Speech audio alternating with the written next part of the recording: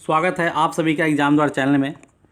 बिहार में अभी स्टेट का जो एग्ज़ाम चल रहा है और उसके करंट पैटर्न के हिसाब से हम लेकर के आए हैं आपके लिए शिक्षण कला एवं दक्षता, राजनीतिक शास्त्र, इतिहास, भूगोल, अर्थशास्त्र सारे का मिक्सअप पूछा जा रहा है एग्ज़ाम में। तो इसलिए हमने भी 150 क्वेश्चन का सेट लेकर के आए हैं भाग 1। इस तरह हम और भी सेट लाते रहेंगे मॉडल सेट, ताकि आप एग्ज़ाम में आपसे 150 क्वेश्चन पूछे जाएंगे। इसी की प्रैक्टिस आप आराम से कर ले। तो आइए शुरू करते हैं महामैराथन क्लास। पूरा सटीक विश्लेषण के साथ आपको एक एक क्वेश्चन बताएंगे, ताकि आपका कंप्लीट एग्ज़ाम जो 150 क्वेश्चन का एग्ज़ाम होता है पूरा एक सेट लेकर के हम आपको बताने जा रहे हैं। तो आइए शुरू करते हैं। साथ ही अगर आप हमारे चैनल पर नए हैं और अभी तक सब्सक्राइब नहीं किए तो सब्सक्राइब कर लीजिए और बेल आइकन को जरूर दबा लीजिए, ताकि आपको नए नए वीडियोज़ के नोटिफिकेशन टाइम टू टाइम मिलते रहें।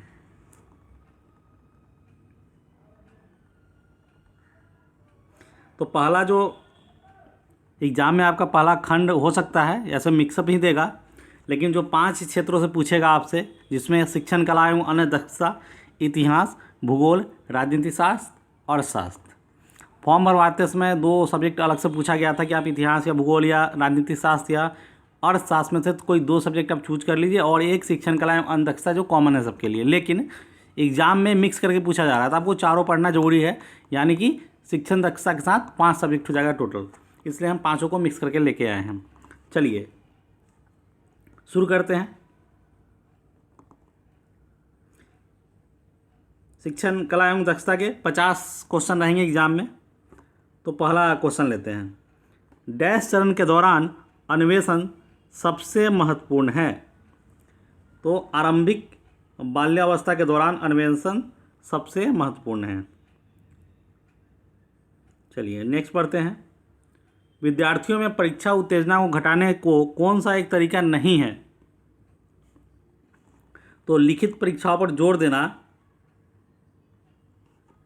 विद्यार्थियों में परीक्षा उत्तेजना को घटाने को कौन सा एक तरीका नहीं है? तो उत्तेजना को घटाने का तरीका लिखित परीक्षा पर जोर देना नहीं है। चलिए, संज्ञानात्मक ज्ञान क्षेत्र के किस चरण से नीचे दिया गया प्रश्न संबंधित है? क्या निरंतर हाथ धोने से डायरिया रोग की घटनाओं में कमी आती है? तो ये मूल्यांकन के चरण से संबंधित है, मूल्यांकन, ऑप्शन नंबर 4। चलिए आगे बढ़ते हैं। प्रभावी डोमेन में डैश के स्तर पर संक्षिप्त ज्ञान बनाया जाता है। तो निरूपण के स्तर पे, ऑप्शन नंबर 3। NCF 2005 के अनुसार शिक्षक की भूमिका एक डैश की होती है, प्रशिक्षक की होती है। शिक्षक की एक भूमिका प्रशिक्षक की होती है। NCF 2005 की संस्तुति के अनुसार लघु उत्तरात्मक प्रश्नों को प्रतिशत डैश में होना चाहिए। तो 25 से 40% के बीच में होना चाहिए। बढ़ते हैं नेक्स्ट। संक्षिप्त विचार सामान्यतः डैश में आरंभ होते हैं। इसका सही उत्तर है औपचारिक संक्रियागत अवस्था में आरंभ होते हैं संक्षिप्त विचार सामान्यतः। बढ़ते हैं आगे। माला की माताजी एक जिम्मेदार अभिभावक है जो माला की आवश्यकताओं को पूरा करने के लिए ध्यान रखती है। माला के डैश की संभावना है। तो इसका सही उत्तर है विश्व पर आधारभूत विश्वास का जीवन पर्यंत दृष्टिकोण बनाने की संभावना है माला की। चलिए बढ़ते हैं नेक्स्ट। व्याख्यान विधि के कुछ अवगुण डैश से दूर किए जा सकते हैं। व्याख्यान विधि के कुछ अवगुण जो है विषय को संगठित तरीके से प्रस्तुत करके दूर किए जा सकते हैं। तो दूसरा नंबर ऑप्शन सही इसका उत्तर होगा। आप सारे ऑप्शन भी देख लीजिए, मैं बोल नहीं रहा हूँ ताकि आपका टाइम बचे, और जितना ज़्यादा हो सके मैं आपको क्वेश्चन टेकअप करने की कोशिश करूँगा। इसलिए मैं पूरा कंप्लीट सेट लेके आया हूँ। जो आपके एग्जाम में जितने क्वेश्चन आएंगे उतना ही का सेट ये है, आपको एक ओवरऑल आइडिया मिल जाएगा। चलिए नेक्स्ट बढ़ते हैं। क्वेश्चन का लेवल सेम ही रहेगा, इससे टफ लेवल नहीं रहेगा। तो आप बस से बहुत ज़्यादा सोचने की जरूरत नहीं है। जितना आपको डाटा हम दे रहे हैं, जितना आपको वीडियो हम डाल रहे हैं, उतना देखिए और 2 बार 3 बार रिपीट देख लीजिए, तो आपका काफ़ी अच्छा स्कोर हो जाएगा। निम्नलिखित में से कौन सा पठन का एक लक्षण नहीं है? तो पठन प्रत्यक्षतः विचार योग्य है, यह एक लक्षण नहीं है। पठन प्रत्यक्षतः विचार योग्य है, यह एक लक्षण नहीं है। चलिए, इसमें रीजनिंग और मैथ भी पूछा जाएगा। 50 क्वेश्चन जो शिक्षण कला एवं दक्षता से संबंधित आपसे पूछा जाएगा, जो कॉमन है सबके लिए। उसमें आपको 2-4 रीजनिंग, 2-4 मैथ्स भी इंक्लूड कर सकता है, तो आपको ध्यान रखना है। चलिए, तो एक क्वेश्चन आ गया है रीजनिंग का। फ्लैम्बॉयंट शब्द के अक्षरों में से कौन सा गठन नहीं किया जा सकता? आप देखिए कि जो आपको यहाँ पे दे रखा है ऑप्शन, उस ऑप्शन से कौन सा ऑप्शन ऐसा है जो नहीं बन सकता उसके हिसाब से। तो इसमें क्या होगा, देखिए फ्लैम्बॉयंट पे LAMB सारे इसमें अवेलेबल है। क्या अवेलेबल नहीं है? देखिए यू जो है अक्षर, यहाँ पे किसी में अवेलेबल नहीं है यू, देख रहे हैं, यू है नहीं। तो ये जो है ये बॉट BOUT ये नहीं बन सकता, क्योंकि इसमें यू है ही नहीं, तो आपको ऐसे ढूंढना पड़ेगा। नेक्स्ट आगे बढ़ते हैं। निम्नलिखित शब्दों में से किस शब्द के अक्षर अंग्रेजी वर्णमाला क्रमानुसार हैं? तो देखिए, अंग्रेजी वर्णमाला के क्रमानुसार किस वर्ड का जो दिया गया उसका अक्षर, हर वर्ड के अंदर का अक्षर देखना है कि कौन सा क्रम के अनुसार है। देखिए ए यहाँ बीच में है, तो ये तो नहीं होगा। यहाँ भी ए बीच में, ये भी नहीं होगा, यहाँ भी ए बीच में है, तो ये तीनों तो ऐसे ही कट गया। समझ रहे हैं? ए को कहाँ होना चाहिए था? पहले होना चाहिए था, पहले होना चाहिए था, पहले। और ये जो है ये सही है। तो तीसरा नंबर देखिए, बी पहले, फिर आई है, फिर एल है, फिर ओ है, फिर डब्ल्यू है, तो बिल्लो, ये सही है। इस प्रकार आपको ध्यान रखना है एग्जाम में और उत्तर देना है। निम्नलिखित विकल्पों में से प्रत्येक में शब्दों के जोड़े दिए गए हैं। प्रश्न में दिए गए जोड़ों के साथ मेल करने के लिए सबसे अच्छा जोड़ा चुनें। क्वेश्चन समझ गए आप? देखिए यहाँ पे 4 आपको ऑप्शन दे रखे हैं, है ना। निम्नलिखित विकल्पों में से प्रत्येक में शब्दों के जोड़े दिए गए हैं। प्रत्येक में दिए गए जोड़े के साथ मेल करने के लिए सबसे अच्छा जोड़ा चुनें। जैसे दौड़ना चलना संबंधित है, तो उसी प्रकार का आपको जोड़ा चुनना है। तो हो जाएगा भारी वर्षा बूंदाबांदी, जॉग दौड़ना, गोताखोरी तैरना और उछाल चौकड़ी। इसका सही मेल जो है भारी वर्षा है और बूंदाबांदी, क्योंकि दौड़ना है, फिर ये स्लो हो गया, फिर भारी वर्षा, फिर बूंदाबांदी, तो ये इसका सटीक है। भारी वर्षा बूंदाबांदी उसी प्रकार संबंधित है जैसे दौड़ना चलना से संबंधित है।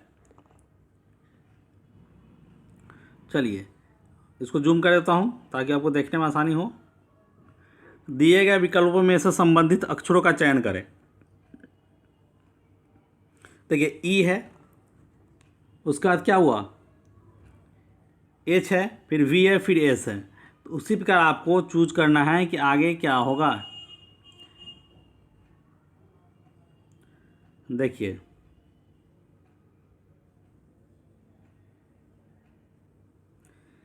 यहाँ पे आपको देखना है कि देखिए ई जो है यहाँ पे वी बन गया और एच जो है एस हो गया, ठीक है।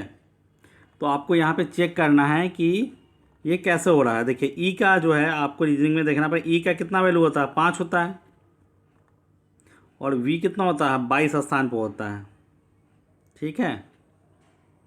फिर एच का वैल्यू क्या होता है, 8 होता है, और एस का वैल्यू क्या होता है,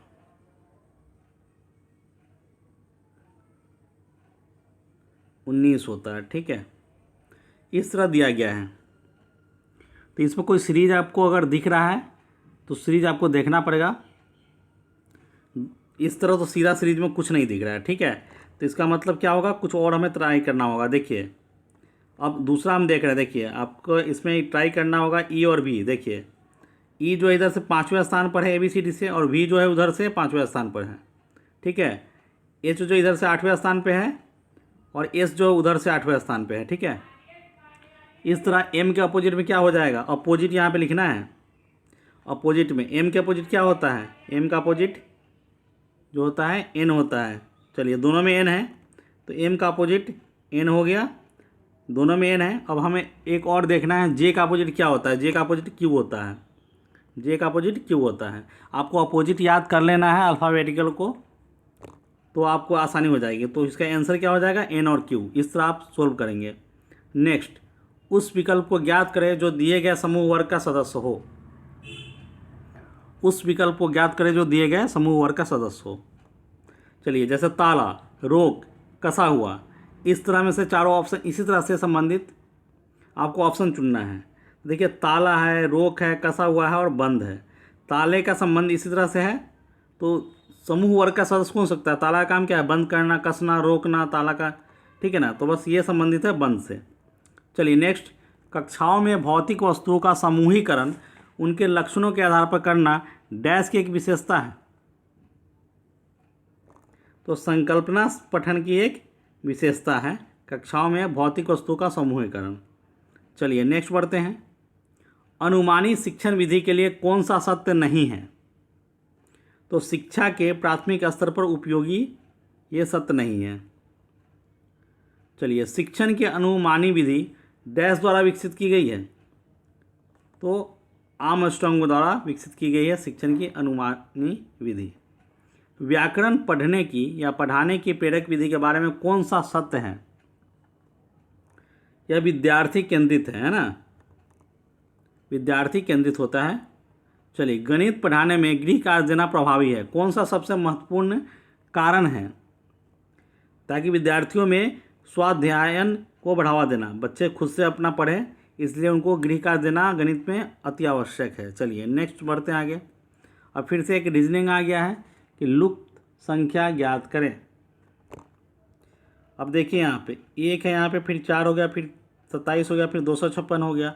आप समझ रहे हैं? तो ये इस तरह से बढ़ रहा है। जैसे देखिए यहाँ पे 1 गुने 1 क्या होगा? 1 है, मतलब 1, फिर 2 गुने 2, 2 का स्क्वायर हुआ, मतलब 2 गुने 2, 4 हो गया। इस तरह है 3 गुने 3 गुने 3, 27 हो गया। फिर उसके बाद 4 गुने 4 गुने 4 गुने 4, तो 256 हो गया। तो अगला क्या हो जाएगा? अगला क्या हो जाएगा? 5 गुने 5 गुने 5 गुने 5 गुने 5, तो क्या हो जाएगा टोटल? 3125। मतलब 5 को 5 का 5 हो जाएगा ना, समझ में आ रहा है? देखिए, तो ये हो जाएगा 3125। नेक्स्ट बढ़ते हैं। दिए गए विकल्पों में से कौन सी श्रृंखला का तर्क निम्नलिखित श्रृंखला के तर्क के समान है? कहने का मतलब है कि यहाँ जो सीरीज फॉलो कर रहा है आपको, वही सीरीज ऑप्शन में फॉलो करना चाहिए, ठीक है। तो आपको देखना पड़े, जी के बाद एच होता है, गायब है, फिर आई है, आई का जे, फिर के, क्या एल, फिर एम, एन पर ओ, एक एक गायब होकर आगे बढ़ रहा है। तो एक्स का वाई, जेड, फिर A B C D E, है ना, एफ। तो यह पहला वाला आराम से मैच कर जा रहा है, तो फिर हमें आगे बढ़ने की जरूरत ही नहीं है। तो इसका ऑप्शन क्या हो जाएगा? फर्स्ट, क्योंकि एक एक गैप है, सब में बीच में एक गैप है, ठीक है। नेक्स्ट बढ़ते आगे। 4 मित्र एक क्षेत्र में रहते हैं, ठीक है। ए का घर बी के पश्चिम में, ए का घर जो है बी के पश्चिम में है, ठीक है। तो हम बनाना शुरू कर देते हैं। चलिए, बी यहाँ ले लिए, ठीक है। तो बी देखिए, उत्तर, दक्षिण, पूरब, पश्चिम, ऐसे होगा ना। तो ए का घर बी के पश्चिम में, तो ए इधर हो गया, ठीक है। अब आगे पढ़ते हैं। बी का घर सी के दक्षिण में है, तो सी के दक्षिण में है, तो सी अगर यहाँ होगा तो इसका दक्षिण ये होगा, ठीक है। तो बी का घर नीचे हो गया, ठीक है, मतलब सी के ऊपर में है, सी के उत्तर में हो गया। अगर सी के दक्षिण में बी है तो बी के उत्तर में सी होगा, बना दिया हमने सी।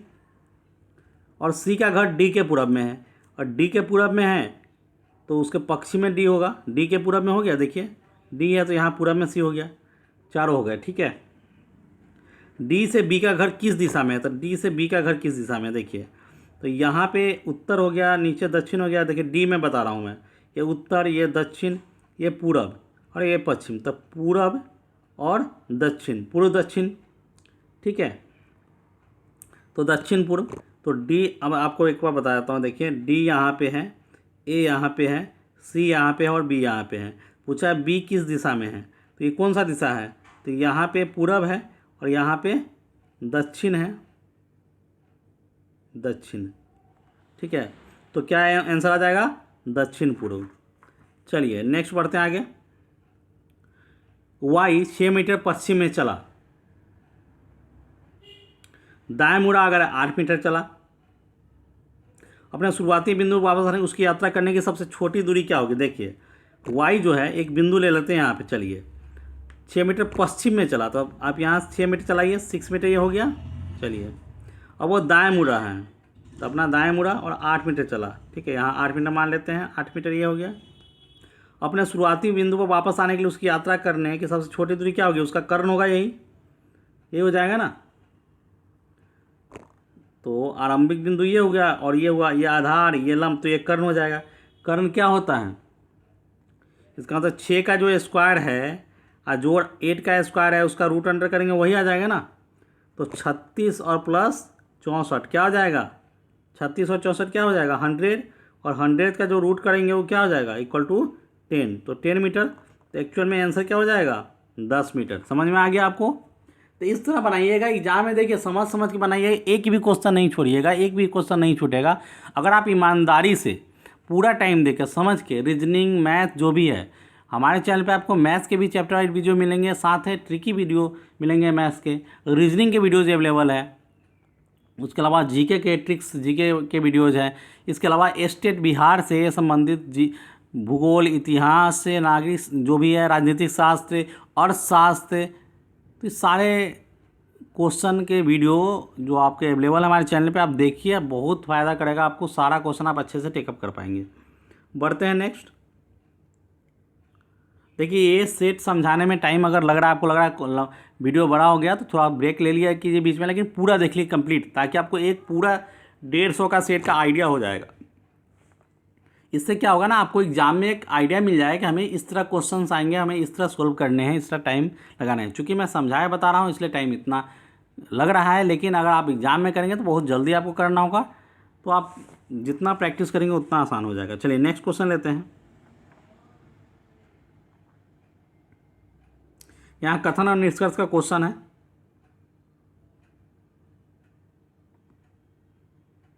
चलिए एक क्वेश्चन लेता हूँ, क्वेश्चन बड़ा है थोड़ा सा। प्रश्न में एक कथन और उसके बाद 2 निष्कर्ष 1 और 2 दिए गए हैं। आपको इस कथन को सत्य मानना होगा, भले ही आमतौर पर ज्ञात तथ्यों से अलग प्रतीत होता हो। ठीक है, आपको यह तय करना है कि दिए गए निष्कर्षों में से कौन सा निष्कर्ष, यदि कोई है, दिए गए कथन का अनुसरण करता है। चलिए अब कथन पढ़ लेते हैं। कोई देश इन दिनों पूरी तरह से आत्मनिर्भर नहीं है, ये आपको मान लेना होगा सत्य। अब निष्कर्ष दिया है, 4 निष्कर्ष दिए हैं, उसमें से आपको बताना है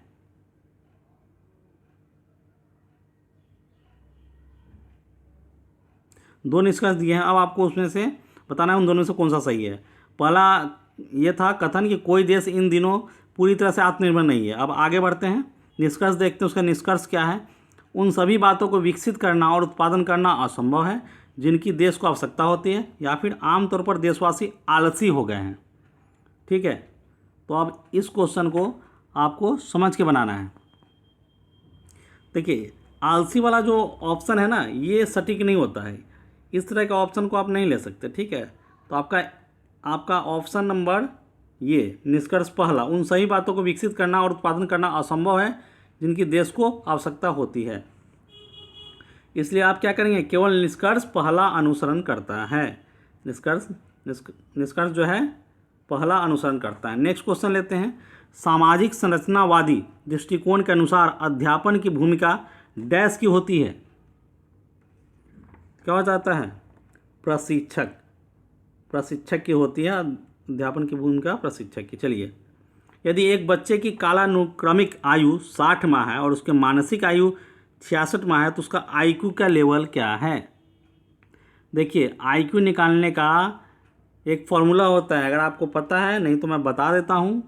जब भी इस तरह क्वेश्चन आए, जो आईक्यू का फॉर्मूला होता है आईक्यू निकालने का, आईक्यू इक्वल टू क्या, आईक्यू निकालने का फॉर्मूला क्या होता है, जो उसकी मानसिक आयु है, मेंटल एज जो है, और उसकी एक्चुअल एज, ठीक है, उससे डिवाइड करके इंटू 100 आप कर दीजिए, वो निकल जाएगा। ठीक है, तो यहाँ पे तो उसकी एक्चुअल जो एज है वो कितना है, 60 है, और ऊपर में लिखना है उसकी मेंटल 66 जो एज है, मानसिक आयु, और उसका 100 से इंटू करके देखिए। ठीक है, अब देखिए मैं यहाँ मैं कर रहा हूँ, क्या आ जाएगा 110, ये 11 आ गया, 11 नहीं 110, तो क्या आ जाएगा, उसका आईक्यू निकल के कितना आ गया 110। IQ निकालने का तरीका है जो इसकी मानसिक आयु बटा उसकी वास्तविक आयु या कालाक्रमणिक आयु इंटू 100, ये फार्मूला है। चलिए नेक्स्ट एग्जाम में आएगा, नहीं छोड़िएगा, याद रहेगा, बना लीजिएगा। मौजूदा योजनाओं को नई सूचना को शामिल करते हुए परिवर्तित करने की प्रक्रिया को क्या कहते हैं? इसको अनुकूलन बोलते हैं, अनुकूलन। नेक्स्ट फटाफट बढ़ते हैं आगे। विकलांगता जो एक बालक की हस्तलेख योग्यता और सूक्ष्म प्रेरक कौशल को प्रभावित करती है वह डैश कहलाती है। उसको डिस्ग्राफिया बोलते हैं। किसी विकलांगता के कारण लिखने में दिक्कत हो। निम्नलिखित में से कौन सा अभिप्रेरण का एक कारण नहीं होगा? चलिए इसका सही उत्तर है एक विषय का उच्च दोहराव अभ्यास निर्दिष्ट करना, यह एक अभिप्रेरण का एक कारण नहीं होगा। एक हवाई जहाज, एक फिर से मैथ्स का क्वेश्चन आ गया है। चलिए, एक हवाई जहाज 250 किलोमीटर प्रति घंटे की चाल से 4 घंटे में एक निश्चित दूरी तय करता है। 1 घंटे 40 मिनट में उसे उसी दूरी की तय करने उसकी गति क्या होगी? देखिए इस तरह क्वेश्चन सिंपल है, एग्जाम में जब भी आया बना लीजिए। हमेशा यह ध्यान रखिए इस तरह क्वेश्चन बनाने में कि या तो चाल या तो समय किसी एक यूनिट में होना चाहिए। समझ गया? मतलब या तो किलोमीटर प्रति घंटा में या मीटर प्रति सेकंड में। समय या तो घंटा में रहेगा या तो मिनट में रहेगा या तो सेकंड में रहेगा सारे। अब एक जगह यहाँ 4 घंटा दिया है, एक जगह 1 घंटा 40 मिनट, तो 1 घंटा 40 मिनट को आप चेंज कर लीजिए। ठीक है, तो इसको चेंज कीजिएगा तो कितने घंटे हो जाएंगे? चेंज कैसे होगा? मिनट को देखिए 1 घंटा 40 मिनट का मतलब कितना मिनट टोटल? 100 मिनट हो गया ना। 60 मिनट का 1 घंटा और 40 100 मिनट। अब मिनट को हम घंटा का बदलने क्या करेंगे? 60 से भाग दे देंगे बस, और क्या करेंगे? बस भाग दीजिए। 2 तिहाई और 2 पाँच क्या आ गया? 5/3 घंटा। ये तो हमने सिर्फ टाइम को बदला सेकेंड वाला को। चलिए ये याद रखिएगा 5/3। चलिए अब आगे बनाते हैं इसको। सिंपल सोचिए कि 250 किलोमीटर की स्पीड से 4 घंटा में कितना चलेगा? तो 250 1 घंटा में, 250 किलोमीटर प्रति घंटा है ना, तो 250 1 घंटा में, तो 2 घंटा में कितना? 500, 3 घंटा में 750, 4 घंटा में 1000। नहीं तो 250 किलोमीटर स्पीड अगर 4 घंटा चला हवाई जहाज तो कितना चल गया? मतलब 1000 किलोमीटर चल गया। मतलब दिल्ली से पटना की दूरी लगभग तय कर ली 1000 घंटा 1000 किलोमीटर है ना, तो 1000 किलोमीटर हो गया ये। चलिए ठीक है। अब इसी को एक किस समय में तय करना है? 5/3 घंटा से तय करना है। तो भाग दीजिए, इससे क्या होता है? चाल निकल जाएगा। चाल वाला क्या होता है? दूरी या बटा समय। सेकेंड वाला समय से हम भाग दे के पता करें चाल एक्चुअल में क्या होना चाहिए। अगर वो इतना कम समय में अगर तय करना चाहता है, जो 4 घंटे में तय कर रहा है, बता रहा हूँ देखिए, जो दूरी वो 4 घंटे में तय कर रहा है उसको करना है 5/3 घंटे में। 1 घंटा 40 को आपने क्या तय किया है? 5/3 किया है, तो दूरी कितना हुआ? 1000। तो भाग दीजिए, तो ये ठीक है। 3 कहाँ जाएगा? ये ऊपर चला जाएगा ना। चलिए अब काट दिए, 5 दूनी 10 20। ठीक है, कट के हो जाएगा। देखिए मैं साफ साफ लिख देता हूँ, 1000 गुने 3/5 हो जाएगा। ठीक है, 5 से काटिए, 5 दूनी 10 और 2 जून। ठीक है, तो क्या आ जाएगा? 600। तो स्पीड क्या होनी चाहिए उसकी? क्या हो जाएगी स्पीड? 250 से बढ़ के क्या हो जाएगा उसका? 600 किलोमीटर प्रति घंटा। इतना कम समय में अगर उसको तय करना है, लगभग जो 4 घंटे में तय कर रहा है वो 1.5 घंटा, लगभग 1 घंटा 40 मिनट, लगभग 1.5 घंटा, तो उसके स्पीड तो बढ़ाना ही पड़ेगा ना। तो कितना हो जाएगा? 600 किलोमीटर प्रति घंटा। समझ में आ गया? चलिए तो आगे बढ़ते हैं। ऑप्शन भी है 600 किलोमीटर प्रति घंटा। जो लोग रेलवे का भी फॉर्म भरे हैं, हमारा वीडियो ये देख रहे हैं, मैं आपको बता दूं जानकारी के लिए कि अभी बिहार स्टेट का एग्ज़ाम 24 या 25 को ख़त्म हो जाएगा। उसका जो लोग रेलवे का एग्ज़ाम का फॉर्म भरे हैं, आरआरबी, एनटीपीसी, आरआरबी, सबका एग्ज़ाम दिसंबर में घोषणा की गई है रेलवे बोर्ड द्वारा, और साथ ही एसएससी वाले। तो इसके लिए अलग से रेलवे का हम सीरीज़ शुरू कर रहे हैं 25 सितंबर से, सफलता कोर्स, 100% सफलता कोर्स। तो इससे जुड़ना मत भूलिएगा। आपको एग्ज़ाम में बेहतर मार्क्स, रेलवे के एग्ज़ाम में, और 100% क्वालिफाई करना, चूँकि पहले प्री है, प्री क्वालिफाई करना है, टारगेट वो लेना है, फिर मेंस के लिए देखना है बाद में। तो पहले प्री के लिए हम शुरू करेंगे। आपको सारा सब्जेक्ट कराएंगे, उसमें क्वेश्चन का सेट आएगा, सब्जेक्ट वाइज आएगा, आपका एक भी क्वेश्चन नहीं छूटेगा। मैं खुद कितनी बार एनटीपीसी एग्ज़ाम निकाल चुका हूँ, तो आपके लिए वो आसान हो जाएगा, ताकि मेरा अच्छा एक्सपीरियंस है इसमें, कि आप कैसे अच्छा स्कोर कर सकते हैं। चलिए बढ़ते हैं, नेक्स्ट देखते हैं।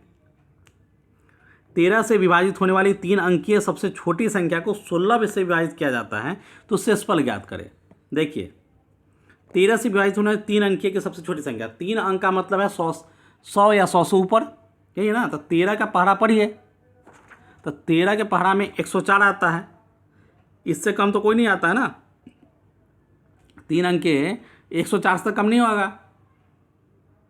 13 सत्ते 91 और 13 अट्ठे 104, तो 104 तो 13 का पहाड़ा में आता है, जो 3 अंक का सबसे मिनिमम है। अब उसको करा 16 से भाग दीजिए, तो कितना शेषफल बचेगा। तो 16 का पहाड़ा पढ़िए, तो 16 छक 96, 96 का 4 उधर बचा और 4 आगे, तो कितना आ जाएगा, 8 शेष नहीं बच जाएगा इसमें 16 से भाग देने पर। तो आंसर क्या हो जाएगा 8।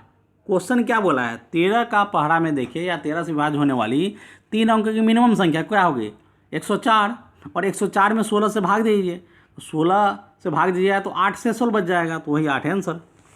नेक्स्ट चलिए 6561 का वर्गमूल को ज्ञात करें। देखिए वर्गमूल ज्ञात करने का तरीका मैंने ट्रिक बता रखा है वीडियो चैनल पे, नहीं तो आप देख लीजिए, और नहीं तो आपको जनरली याद भी होना चाहिए वर्गमूल निकालने का तरीका। तो 6500 पहले तो 61 का आपको वर्गमूल निकालना पड़ेगा, ठीक है। अब क्या कह रहा है, वर्गमूल पहले निकाल लेते हैं, ठीक है, तब आगे पढ़ेंगे। तो वर्गमूल निकाल लीजिए, इसका वर्गमूल कितना हो जाएगा। देखिए निकालने का तो बहुत बेहतर तरीका है, कोई ऐसा बड़ी चीज़ नहीं है ये। इसका वर्गमूल क्या हो जाएगा 81 हो जाएगा। देखिए आइडिया भी आप लगा सकते हैं कि देखिए ऑप्शन में, ऑप्शन तो नहीं खैर आगे आइडिया लगाइए। देखिए 6561 है, तो 80 का 80 से इंटू कीजिए तो 6400 हो गया।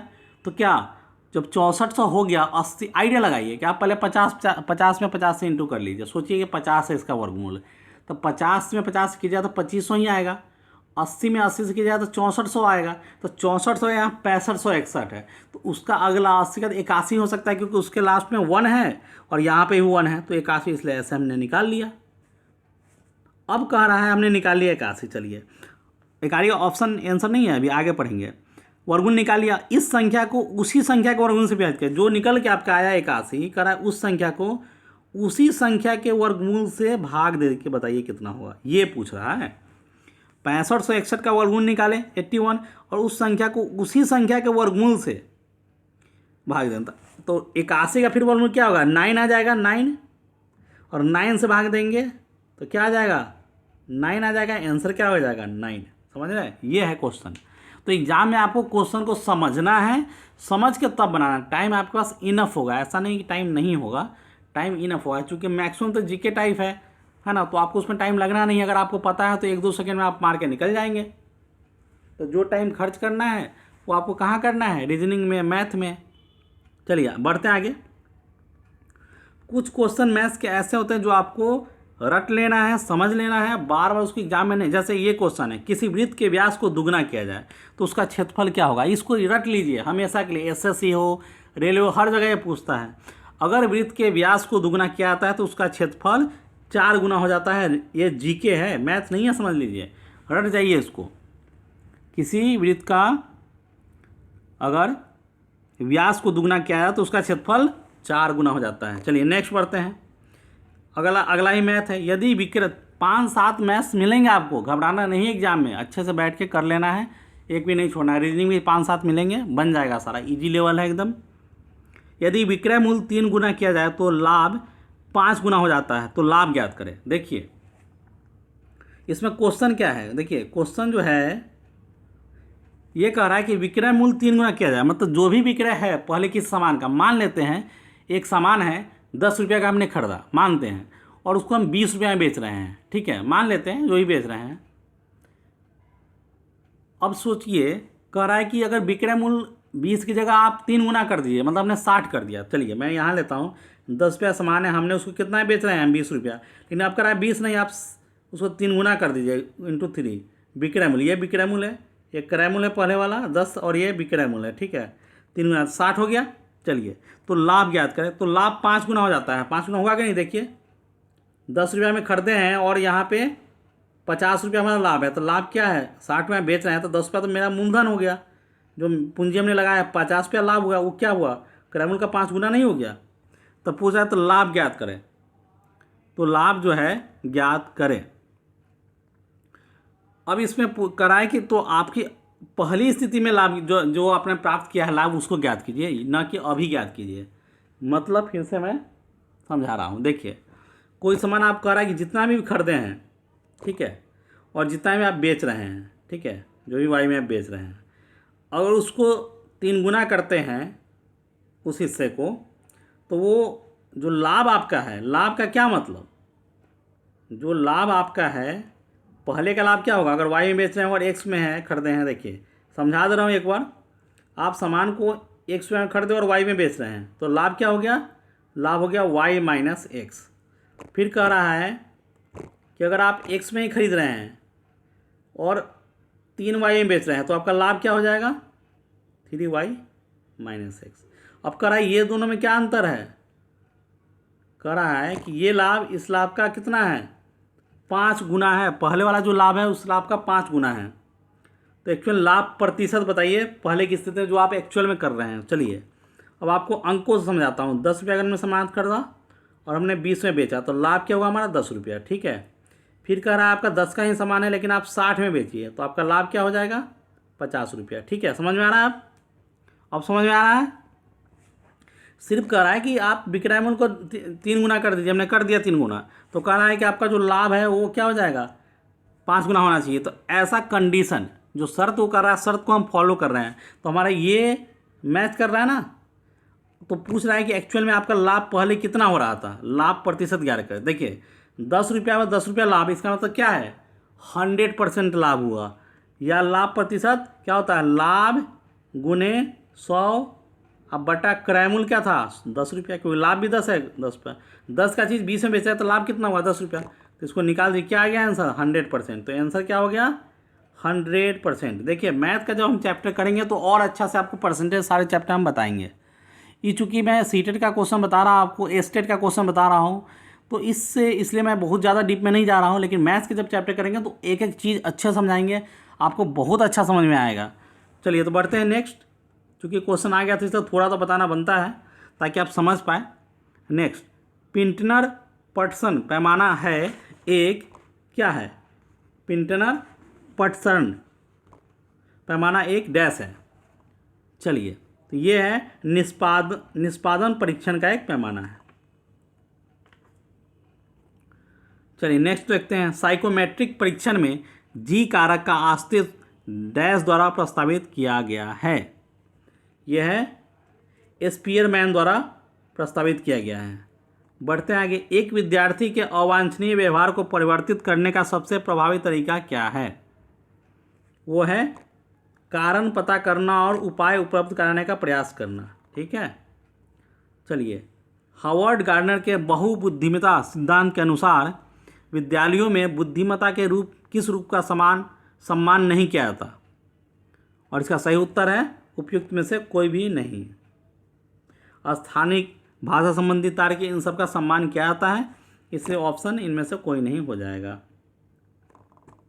चलिए नेक्स्ट लेते हैं, सीसीई में कितने प्रतिशत निर्माणात्मक मूल्यांकन है, सीसीई में इसका सही उत्तर है 40%।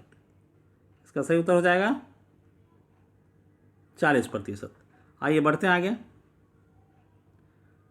निम्नलिखित शब्दों को, अंग्रेजी शब्द को उसके क्रमानुसार रखें और उस शब्द को चुनें जो सबसे पहले आएगा, ठीक है। तो सबसे पहले जो आएगा, देखिए सब में आर ई सब में कॉमन है। चलिए एफ भी कॉमन है। अब देखिए अगला एफ के बाद जो ऑप्शन है 3 तो सब में कॉमन है, उसका एल किससे पहले आई आता है, तो ये सेकेंड वाला जो ऑप्शन है सबसे पहले आ जाएगा, क्योंकि आई सबसे पहले आता है सब में, उसके बाद एल आता है, उसके बाद ओ आता है, जो इधर ओ है लिखा हुआ है, तो इसलिए पहले स्थान पर दूसरा नंबर ऑप्शन आ जाएगा। बढ़ते हैं नेक्स्ट, दी गई श्रेणी में एक शब्द लुप्त है, दिए गए उन विकल्पों में से उचित विकल्प को चुनिए जो श्रेणी को पूरा करता हो।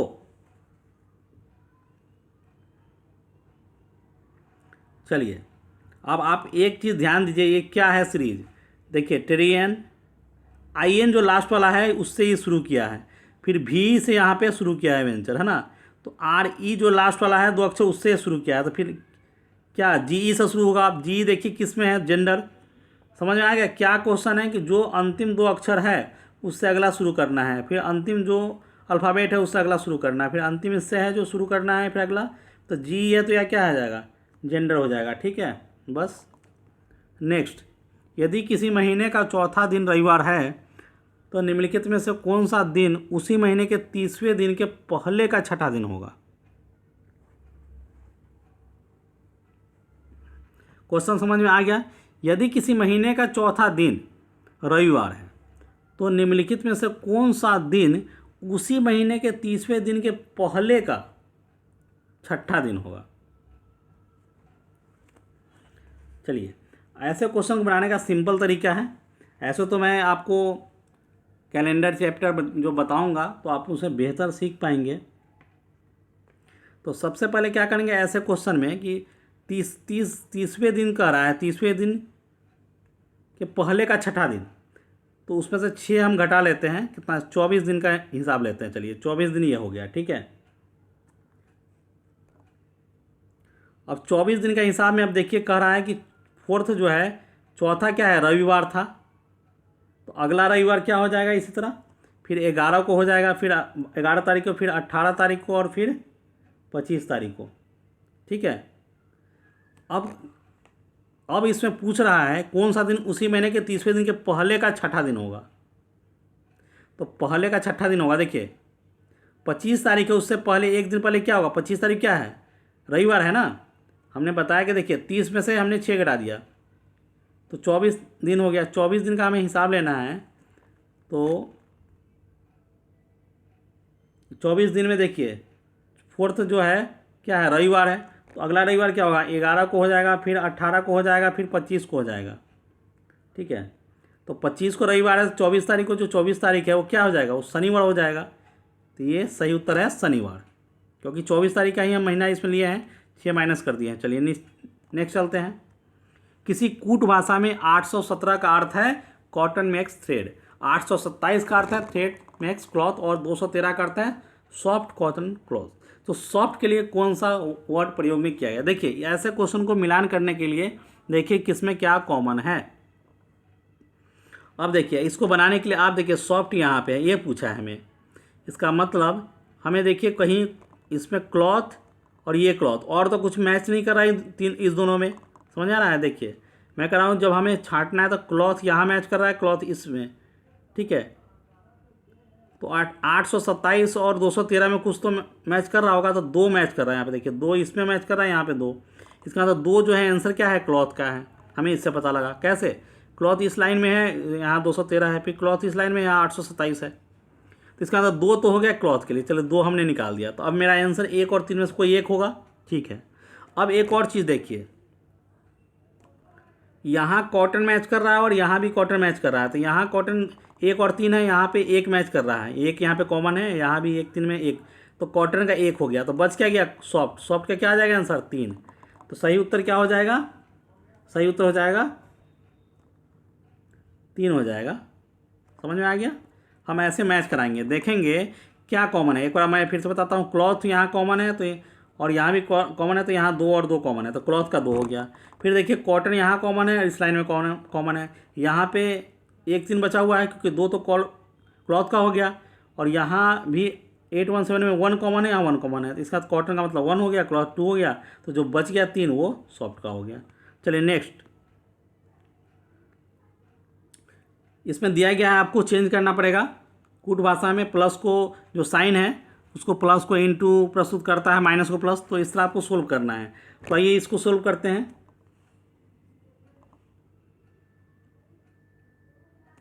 पहले तो आप इसमें क्या करेंगे, जैसे इसमें जो है प्लस क्या हो जाएगा, ये भागा माइनस हो जाएगा, और इनटू जो है क्या हो जाएगा, वो ये भाग में हो जाएगा। ठीक है, यहाँ दिया हुआ है सब, इनटू है यहाँ पे, देखिए ये भाग में हो गया, भाग जो है माइनस में गया, तो यहाँ चेंज करना पड़ेगा आपको, वैल्यू मैं चेंज कर रहा हूँ, और उसका माइनस जो है प्लस कर दीजिए इसको, और माइनस और प्लस को जो है ये इनटू कर दीजिए। ठीक है, अब इसको सोल्व कीजिएगा। तो क्या आ जाएगा आपका आंसर? आंसर सोल्व कर लीजिएगा आप, तो 16 आ जाएगा आपको। अब आसान हो गया, बस आपको चेंज करना है। चलिए नेक्स्ट बढ़ते हैं। निम्नलिखित में से कौन सा निर्णयात्मक मूल्यांकन के लिए एक उपयुक्त उपकरण नहीं है? तो इसका सही उत्तर है सत्र परीक्षा। निर्णयात्मक मूल्यांकन के लिए उपयुक्त उपकरण नहीं है, तो सत्र परीक्षा जो है। नेक्स्ट पढ़ते हैं। ऑपरेशन ब्लैक बोर्ड से संबंधित डैश से संबंधित है। ऑपरेशन ब्लैक बोर्ड जो है सभी विद्यालयों में आधारभूत सुविधाएं उपलब्ध कराने से संबंधित है। Operation black board. चलिए नेक्स्ट आगे बढ़ते हैं। कौन सी एक अच्छे व्याख्यान की विशेषता नहीं है? तो सही उत्तर है तीसरा, एक ही व्याख्यान में कई परिकल्पनाएं बताना। बहुत सारे विचार, बहुत सारे प्रोजेक्ट, बहुत सारे प्लान, उसको एक ही व्याख्यान में बताना, ये बहुत अच्छे व्याख्यान की विशेषता नहीं है। व्याख्यान का एक सब्जेक्ट होना चाहिए जिस पर आप बोल रहे हो, ऐसा नहीं सब चीज़ मिक्स कर दिया। तो इसका सही उत्तर है एक ही व्याख्यान में कई परिकल्पनाएं बताना अच्छे व्याख्यान की विशेषता नहीं है। किसने लिखा था? वह एकमात्र सीख जो पर्याप्त रूप से व्यवहार को प्रभावित करती है वह स्वयं खोजी हुई होती है। किसने ऐसा कहा था? इसको कार्ल मार्क्स ने कहा था। सही उत्तर है कार्ल मार्क्स। चलिए नेक्स्ट बढ़ते हैं। शिक्षण कला में दस्ता का 50वां क्वेश्चन है ये। कौन सा मचान का एक उदाहरण नहीं है? कौन सा मचान का एक उदाहरण नहीं है? अब इसका ऑप्शन देखते हैं चारों। ऐसा कार्य देना जो विद्यार्थी स्वयं न कर सके परंतु किसी की मदद से कर सके, ये तो उदाहरण है। मान्यकृत IQ परीक्षणों को प्रसारित करना, ये भी है। उपहत विद्यार्थियों को नोट्स बनाने के सही तरीके के बारे में पढ़ाया जाना, उपहार देना। देखिए ये सारे जो है कौन सा एक मचान का उदाहरण नहीं है? तो सारे हैं, मतलब सारे उदाहरण नहीं हैं, इसलिए उपयुक्त सभी आंसर बेटर है, उपयुक्त सभी। चलिए ये कंप्लीट हो गया। अब हम बढ़ते हैं अगला सेक्शन इतिहास की तरफ। मैंने बताया है कि एग्जाम में आपको 50 क्वेश्चन तो शिक्षण दक्षता से रहेंगे, शिक्षण कला में दक्षता से, जिसमें आपको reasoning, maths, current affairs, GK सब मिक्स कर देंगे, ठीक है। अब टॉपिक वाइज में इतिहास, भूगोल, राजनीति शास्त्र और अर्थशास्त्र से मिक्सअप आएगा। 10-10 क्वेश्चन, 20-20 क्वेश्चन, 25-25 क्वेश्चन ऐसे मिक्स कर सकता है, या 50-50 सेट दे सकता है। इसलिए हम आपको ऑलमोस्ट 25-25 क्वेश्चन का सीरीज इसके साथ लेके आए हैं, ताकि 50 क्वेश्चन आपका शिक्षण कला का हो गया, 25 इतिहास का, 25 भूगोल का, 25 राजनीति शास्त्र का और 25 अर्थशास्त्र का। ये 100 क्वेश्चन का सीरीज साथ में, ताकि 150 कंप्लीट हो गया। तो आइए इतिहास का शुरू करते हैं क्वेश्चन। जितना ज़्यादा आप पढ़ेंगे, जितना ज़्यादा प्रैक्टिस करेंगे, वीडियो भले ही लंबा हो जाए कोई बात नहीं, आप एक ही वीडियो से अगर ज़्यादा नॉलेज ले रहे हैं तो ज़्यादा बेटर है। चलिए तो अब शुरू करते हैं। चंगेज खान ने जलालुद्दीन का पीछा करते हुए किसके शासनकाल में भारत की सीमाओं पर आक्रमण किया था? किसने? चंगेज खान ने। और इसका ऑप्शन आपको बता देता हूँ। चलिए, और इसका सही उत्तर है इल्तुतमिश। चंगेज खान ने जलालुद्दीन का पीछा करते हुए इल्तुतमिश के शासनकाल में भारत की सीमाओं पर आक्रमण किया था। हुमायूं नामा की रचना किसने की थी? गुलबदन बेगम ने की थी हुमायूं नामा की रचना, ऑप्शन नंबर 4। चलिए फटाफट चलते हैं। निम्नलिखित में से सही कालक्रम या अनुक्रम चुनिए।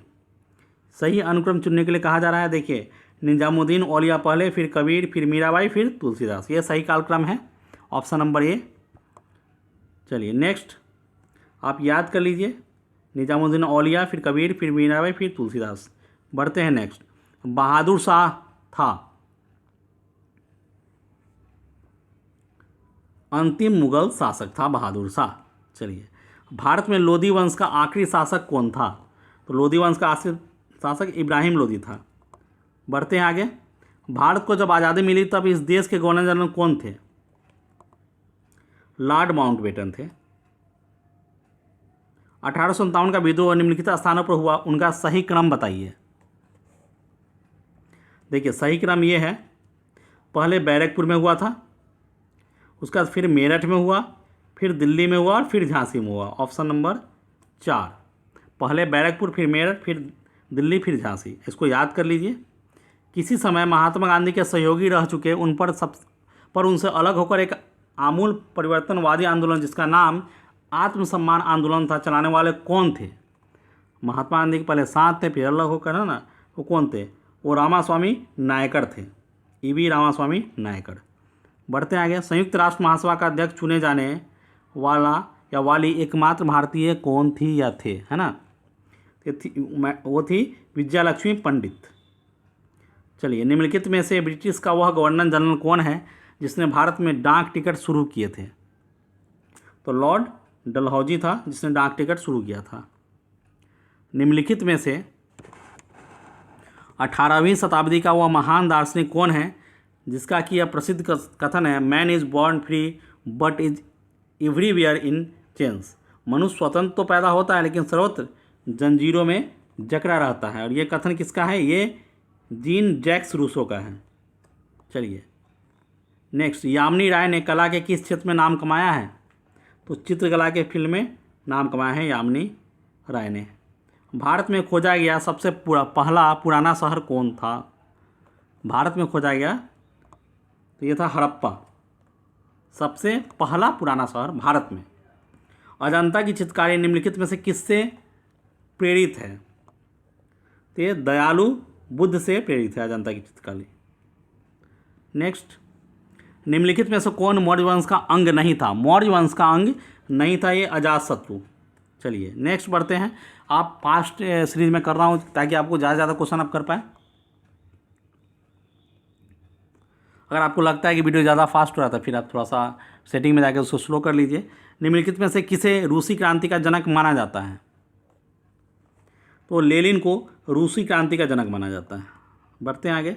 निम्नलिखित में से भारत पर पहली बार आक्रमण करने वाले कौन थे? तो अरब थे भारत पर पहली बार आक्रमण करने वाले। बर्मा इस समय म्यांमार का प्राचीन भारत में क्या कहा जाता था? बर्मा को स्वर्ण भूमि कहा जाता था प्राचीन भारत में। दिल्ली सल्तनत का राज्यकाल कब समाप्त हो गया था? 1526 में, जब पानीपत की प्रथम युद्ध हुआ था उसके बाद खत्म हो गया था, मुगल वंश आ गया था। किस मुगल शहंशाह ने मुगल राजधानी आगरा से दिल्ली स्थानांतरित की थी? शाहजहां ने ऐसा किया था। चलिए, निम्नलिखित में से कौन सी शक्तियों ने तुंगभद्रा दोआब के लिए लड़ाई नहीं लड़ी थी? इसका सही उत्तर है गोलकुंडा और अहमदनगर के सुल्तान ने। बढ़ते हैं नेक्स्ट। सिख सेना कहलाती थी खालसा, खालसा कहलाती थी सिख सेना। चलिए, निम्नलिखित में से किस माध्यम से लॉर्ड डलहौजी ने अवध को ब्रिटिश साम्राज्य में मिलाया था? तो चूंकि राज्य में कुप्रशासन था इस कारण। उस्ताद अमजद अली खान किस वाद्य यंत्र के लिए प्रसिद्ध है? चलिए ये यहीं ख़त्म हो गया है। सरोद बजाते हैं ऐसे, इसमें ऑप्शन नहीं लिखा गया है। चलिए नेक्स्ट बढ़ते हैं। अब जो आ गया हमारा अगला सेशन है, क्योंकि 25 क्वेश्चन का हमने सीरीज लिया है, तो अब नेक्स्ट है भूगोल। अब हम शुरू करेंगे भूगोल, ठीक है। चलिए तो उसका लेते हैं क्वेश्चन। निम्नलिखित में से कौन सा शहर सीमांध्र की नई राजधानी होगी? तो हो जाए अमरावती। अमरावती होगी सीमांध्र की नई राजधानी। नरमैंडी बीच कहाँ पे स्थित है? नरमैंडी बीच कहाँ पे स्थित है? वो नीदरलैंड में है। चलिए, सौरमंडल का सबसे अधिक गर्म ग्रह कौन सा है? सौरमंडल का सबसे गर्म ग्रह शुक्र है। नेक्स्ट बढ़ते हैं। अंतर्राष्ट्रीय दिनांक रेखा क्या है? यह 180 डिग्री रेखांश है। अंतर्राष्ट्रीय दिनांक रेखा 180 डिग्री रेखांश। चलिए, निम्नलिखित में से किन पवनों को प्रति व्यापारिक पवन कहा जाता है?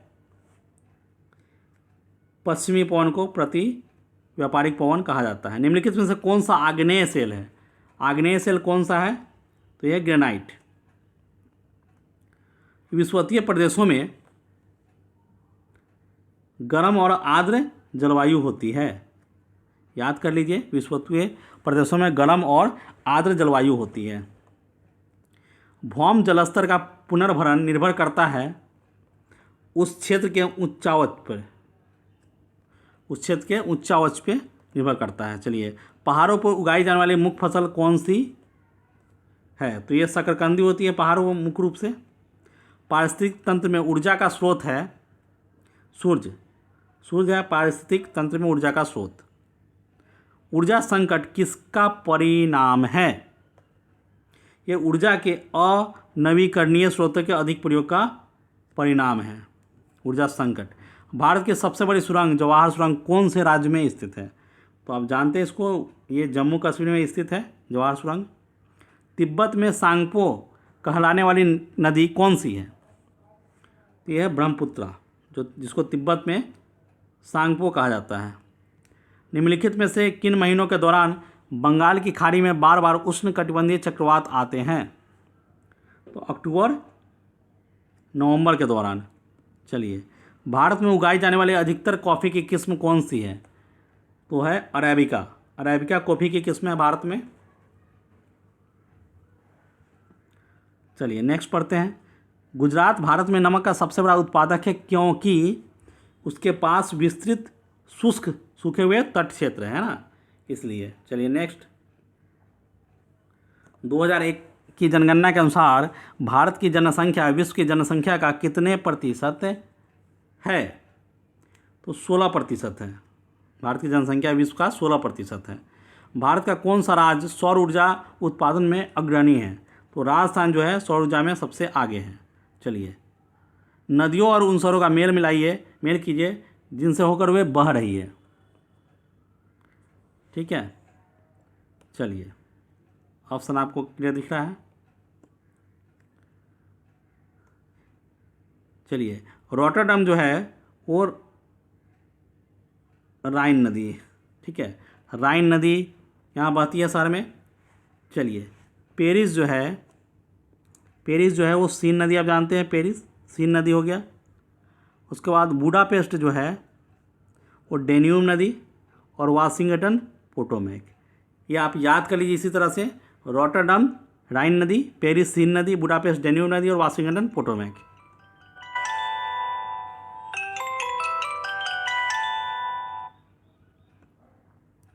चलिए बढ़ते हैं नेक्स्ट। आकाशगंगा मंदाकिनी सबसे पहले देखी गई थी गैलीलियो ने। सबसे पहले देखी थी किसने? गैलीलियो ने। चलिए बढ़ते हैं नेक्स्ट। नक्शों पर क्षेत्रफल मापने के लिए प्रयुक्त यंत्र को कहते हैं प्लैनीमीटर। प्लैनीमीटर बोलते हैं। नक्शों पर क्षेत्रफल मापने के लिए प्रयुक्त यंत्र को बोलते हैं प्लैनीमीटर।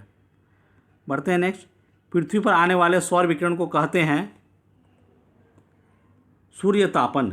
पृथ्वी पर आने वाले सौर विकिरण को बोलते हैं सूर्यतापन। चलिए बढ़ते हैं नेक्स्ट। निम्नलिखित में से कौन सी विधि मृदा की उर्वरता और नमी के संरक्षण में मदद नहीं करती है? तो यह है स्थानांतरी कृषि, ये मदद नहीं करती है। ठीक है, चलिए। भूमध्य सागरीय प्रकार की जलवायु की विशेषता है शुष्क ग्रीष्मकाल और आर्द्र शीतकाल। ये विशेषता है भूमध्य सागरीय प्रकार की जलवायु में। विशालतम महासागर कौन सा है? तो महासागर है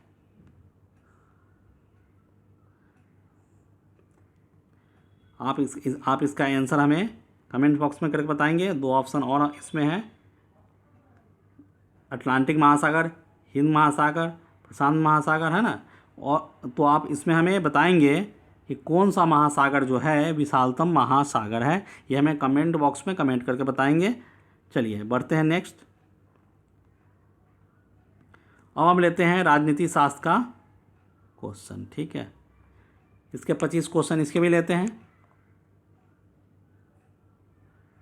भारत में राज्य विधान परिषद के सदस्यों का कितना हिस्सा स्थानीय निकायों द्वारा चुने जाते हैं? तो इसका सही उत्तर है 1/6 भाग। भारत में राज्य विधान परिषद के सदस्यों का कितना हिस्सा स्थानीय निकायों द्वारा चुना जाता है? तो 1/3 भाग, 1/6 भाग। अवशिष्ट अधिकार जिनका उल्लेख संघीय, राज्य या समवर्ती सूचियों में नहीं किया गया है, निम्नलिखित में से किसमें निहित होते हैं? तो होता है राज्यसभा और लोकसभा, दोनों में निहित होते हैं। चलिए, चुनाव के समय किसी चुनाव क्षेत्र में चुनाव प्रचार कब बंद कर देना होता है? तो मतदान प्रारंभ होने से 48 घंटे पहले बंद कर देना होता है। चलिए, याद रखने वाली चीज़ है, वर्ष 1977 में किसकी अध्यक्षता के अंतर्गत पंचायत राज की जांच करने के लिए एक सरकारी समिति नियुक्त की गई थी? तो इसका सही उत्तर है अशोक मेहता। बढ़ते हैं नेक्स्ट। वित्तीय आपातकाल स्थिति घोषित की जा सकती है अनुच्छेद 360 लागू करके वित्तीय आपातकाल। निम्नलिखित में से वह अधिकार कौन सा है जिसकी गणना भारत के संविधान में नहीं की गई है लेकिन उच्चतम न्यायालय ने उसे मौलिक अधिकार बताया है? तो अस्थायी आवास का अधिकार, इसे मौलिक अधिकार बताया है। चलिए, डॉक्टर B.R. अम्बेडकर ने संविधान का हृदय और आत्मा किसे कहा है? संवैधानिक उपचारों का अधिकार को डॉक्टर B.R. अम्बेडकर ने संविधान की हृदय और आत्मा कहा है इसको। भारतीय संविधान में कितने अनुच्छेद हैं? तो अनुच्छेद 395 है। भारतीय संविधान का अनुच्छेद 14 भारतीय नागरिकों को गारंटी देता है किस बात की? कानून के सामने समानता और समान सुरक्षा की। ऑप्शन नंबर 4, कानून के सामने समानता और कानूनों की समान सुरक्षा की अनुच्छेद 14 बताता है हमें। भारत का उपराष्ट्रपति होता है राज्यसभा का पदेन अध्यक्ष। भारत का उपराष्ट्रपति राज्यसभा का पदेन अध्यक्ष होता है। राज्यसभा में निर्वाचित सदस्यों की अधिकतम संख्या कितनी है? राज्यसभा में 238 है। उच्चतम न्यायालय के न्यायिक पुनरीक्षण कार्य का क्या अर्थ है? इसका अर्थ है कानूनों की संवैधानिक वैधता का परीक्षण। कानूनों की संवैधानिक वैधता का परीक्षण। विधानसभा के सदस्य लोगों द्वारा सीधे चुने जाते हैं। वित्त आयोग मुख्य रूप से राष्ट्रपति को किसके बारे में सिफारिश करने से संबंधित होता है? और इसका सही उत्तर है केंद्र और राज्यों के बीच करों की निव्वल प्राप्ति का वितरण और राज्यों को दिए जाने वाले सहायता अनुदान के विनियामक सिद्धांत दोनों से संबंधित है। तो दोनों होगा, 1 और 2 दोनों। वित्त आयोग मुख्य रूप से राष्ट्रपति को किसके बारे में सिफारिश करने से संबंधित होता है? तो इन दोनों से। बढ़ते आगे। भारत के निर्वाचन आयोग द्वारा किस दल को पहले एक राष्ट्रीय दल के रूप में अमान्य घोषित करने के बाद फिर से मान्यता प्राप्त कर दी गई थी? भारत का साम्यवादी दल या मार्क्सिस्ट, इसको फिर से मान्यता दे दी थी मार्क्सवादी को। निम्नलिखित में से किस राज्य ने सबसे पहले पंचायत राज प्रणाली प्रारंभ की? ये एग्जाम में खूब आता है और राजस्थान के नागौर से शुरू हुआ था, इसलिए राजस्थान सही उत्तर है। भारतीय संविधान के किस संशोधन द्वारा प्रस्तावना में 2 शब्द समाजवादी और धर्मनिरपेक्ष जोड़े गए थे? 42वें संविधान संशोधन द्वारा। राजनीतिक प्रभु सत्ता की संकल्पना का समर्थन किया था किसने? रूसों ने किया था, रूसों ने। भारत में दल रहित लोकतंत्र का प्रस्ताव किसने रखा था? जयप्रकाश नारायण ने। हमारे संविधान में राजनीति के निदेशक सिद्धांत की अवधारणा कहाँ से ली गई है? तो आयरलैंड से ली गई है। भारतीय संविधान का अनुच्छेद 19 प्रदान करता है 6 स्वतंत्रताओं को। भारतीय संघ के राष्ट्रपति के पास वही संवैधानिक अधिकार है जो ब्रिटिश राजा या रानी के पास है। हर 5 वर्ष के बाद वित्त आयोग का गठन कौन करता है? इसको ऑप्शन है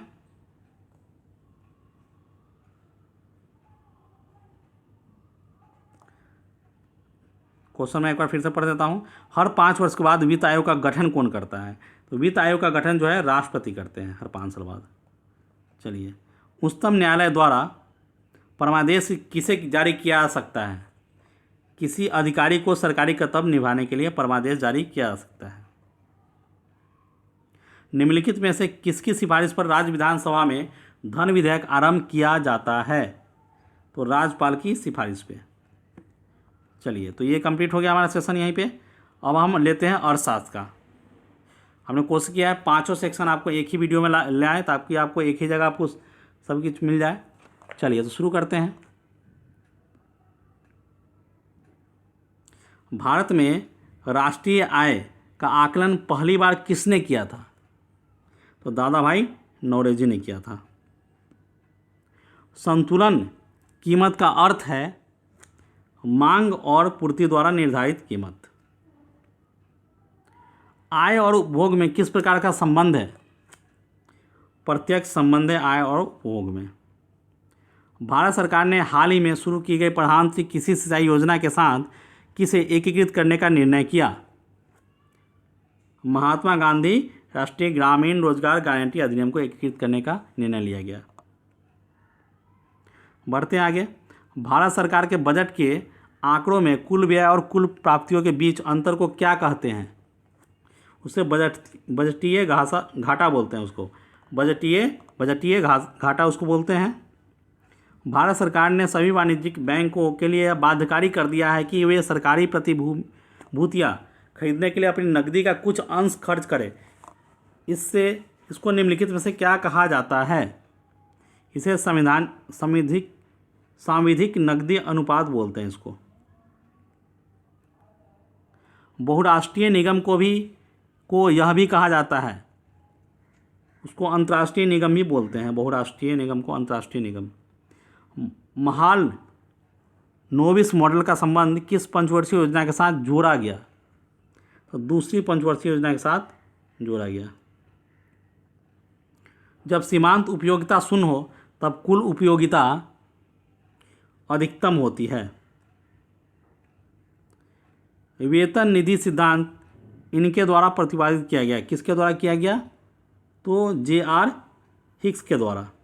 वेतन निधि सिद्धांत J.R. हिक्स के द्वारा प्रतिपादित किया गया। GNP तथा NNP के मध्य अंतर है पूंजी अधिमूल्यन के समान। भारतीय रिजर्व बैंक का राष्ट्रीयकरण हुआ था, कब हुआ? तो 1949 में, 1949। भारत द्वारा आयात की जाने वाली सबसे बड़ी मद है पेट्रोलियम उत्पाद। भारत सबसे ज़्यादा पेट्रोलियम उत्पाद को आयात करता है। पहली राष्ट्रीय आय समिति का गठन किया गया था वर्ष 1949 में। किसी व्यापार में कच्ची सामग्री, घटकों, चालू काम और तैयार माल को संयुक्त रूप से माना जाता है माल सूची या इन्वेंट्री। बढ़ते हैं आगे। निम्नलिखित में से कौन सा व्युत्पन्न मांग का एक उदाहरण है? सीमेंट जो है व्युत्पन्न मांग का एक उदाहरण है, सीमेंट। निम्नांकितों में से कौन भारतीय अर्थव्यवस्था की विशिष्टता नहीं है? तो प्रौढ़ साक्षरता का निम्नतम दर भारतीय अर्थव्यवस्था की विशिष्टता नहीं है। विजय केलकर समिति की रिपोर्ट संबंधित थी किससे? तो कर सुधारों से थी। विजय केलकर समिति की रिपोर्ट कर सुधारों से थी। 2 रुपये और उससे अधिक मूल्य वर्ग के करेंसी नोट किसका दायित्व है? भारतीय रिजर्व बैंक का। बढ़ते हैं आगे। निम्नलिखित में से कौन सा एक एग्जिम बैंक ऑफ इंडिया का एक कार्य नहीं है? तो गुणवत्ता आश्वासन के लिए निर्यातित वस्तुओं का निरीक्षण, ये कार्य करना एग्जिम बैंक का नहीं है। ऑप्शन नंबर 4, गुणवत्ता आश्वासन के लिए निर्यातित वस्तुओं का निरीक्षण। चलिए नेक्स्ट। अंतर्राष्ट्रीय समुद्र या पानी में भारतीय मछुआरों द्वारा पकड़ी गई मछलियाँ निम्न में से किसकी जीडीपी का हिस्सा है? वो भारत की जीडीपी का हिस्सा है ऑब्वियसली। चलिए बढ़ते आगे। उपभोक्ता प्रभुत्व का अर्थ है, इसका अर्थ है उपभोक्ताओं का व्यय संसाधनों के आवंटन को प्रभावित करता है। उपभोक्ता प्रभुत्व का अर्थ है उपभोक्ताओं का व्यय संसाधनों के आवंटन को प्रभावित करता है। Option number 3। वितरण का सीमांत उत्पादकता सिद्धांत बताता है कि उत्पादन के किसी घटक की कीमत इस पर निर्भर करती है, तो सीमांत उत्पादिता पे। लेते हैं 74 नंबर क्वेश्चन। प्रधानमंत्री फसल बीमा योजना का शुभारंभ कब हुआ था? बहुत ही इंपॉर्टेंट क्वेश्चन है और इसका सही उत्तर है जनवरी 2016 में हुआ था। प्रधानमंत्री फसल बीमा योजना का आरंभ जनवरी 2016 में हुआ था। और अर्थशास्त्र का ये और इस सेट का लास्ट क्वेश्चन है। भारत में राजकीय क्षेत्र सर्वाधिक किस क्षेत्र में प्रमुख है? भारत में राजकीय क्षेत्र सर्वाधिक किस क्षेत्र में प्रमुख है? तो इस्पात उत्पादन में। और इसी के साथ स्टेट बिहार शिक्षण कला, राजनीतिक शास्त्र, इतिहास, भूगोल, अर्थशास्त्र का महामैराथन क्लास का सेट 1 मॉडल सेट 1 यहाँ ख़त्म होता है। पूर्णतः नए परीक्षा पैटर्न पर आधारित है और इसके बाद अभी सेट 1 के बाद हम सेट 2, सेट 3, सेट 4 जितना हो सके आपके लिए वीडियो लाते जाएंगे। आप सारे देखते जाओ। कम से कम 10 से 20 सेट आप अगर अच्छे से देख लोगे, 2 बार 3 बार पढ़ लोगे, तो तो फिर आपका एग्ज़ाम में काफ़ी अच्छा स्कोर हो जाएगा, इसकी पूरी गारंटी है। तो इसलिए अपनी जो आपका एग्ज़ाम का जो भी टाइम है पूरा समय दीजिए।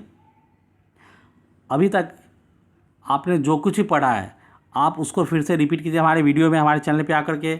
आपको सारे इतिहास के, भूगोल के, अर्थशास्त्र के, राजनीति शास्त्र के, शिक्षण कला के सारे वीडियोज़ मिल जाएंगे। तो इस वीडियो के लिए बस इतना ही। आप हमारे चैनल की वीडियोज़ को देखने के लिए इसी वीडियो के नीचे डिस्क्रिप्शन जाइए, यहाँ अदर वीडियोज़ के भी लिंक मिल जाएंगे। आप हमारे चैनल से अगर जुड़ना चाहते हैं तो फेसबुक, व्हाट्सअप, इंस्टाग्राम के माध्यम से जुड़ सकते हैं, जिसके लिंक इसी वीडियो के नीचे डिस्क्रिप्शन में दिए गए हैं। साथ ही आप यूट्यूब पर डायरेक्ट एग्जाम द्वारा सर्च करके हमारे चैनल पर सीधे आ सकते हैं। हमारे चैनल के वीडियोज़ को आप देखिए, वीडियो अगर अच्छे लग रहे हैं तो लाइक कीजिए, शेयर कीजिए, कमेंट्स बॉक्स में कमेंट करके बताइए और अपने दोस्तों को ज़रूर शेयर कीजिए वीडियो। और अभी तक आपने सब्सक्राइब अगर नहीं किया सब्सक्राइब जरूर कर लीजिए और बेल आइकन यानी कि घंटी को दबा लीजिए, ताकि आपको नए नए वीडियोज़ के नोटिफिकेशन टाइम टू टाइम मिलते रहें। इस वीडियो में बस इतना ही, मिलते हैं नेक्स्ट वीडियो में, तब तक के लिए गुड बाय।